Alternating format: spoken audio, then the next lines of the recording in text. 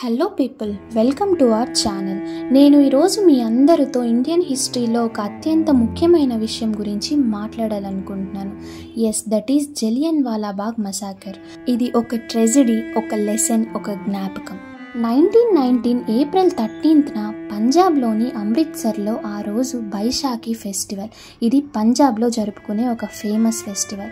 ఆ రోజు 100,000 మంది ప్రజలు జలియన్ వాలాబాగ్ అనే ఒక చిన్న గార్డెన్లో కలిశారు. వాళ్ళకి ఒకే ఉద్దేశం, అదే పీస్ఫుల్ ప్రొటెస్ట్ చేయడం.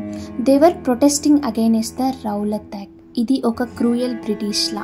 అంటే ఏ ఎవిడెన్స్ లేకుండా, ఏ ఇన్వెస్టిగేషన్ లేకుండా అక్కడ ఉన్న ప్రజల్ని అరెస్ట్ చేయడం.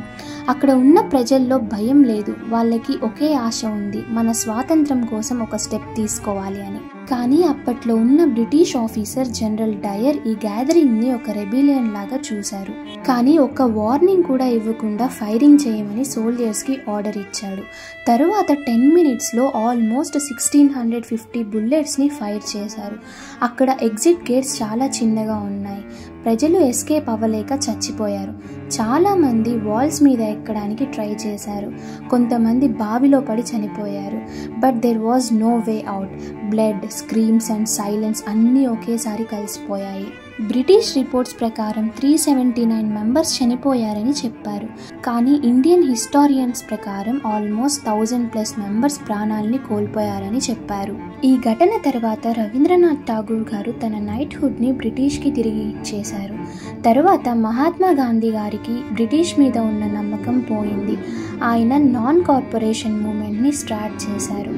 ఈ ఇన్సిడెంట్ మనకు చెప్పేది ఏంటంటే, freedom is not a gift, it is earned with sacrifice.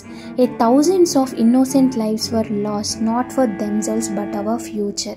మనం ఎంజాయ్ చేస్తున్న ఈ ఫ్రీడమ్కి ప్రతి ఒక్క ప్రాణం విలువ ఉంది.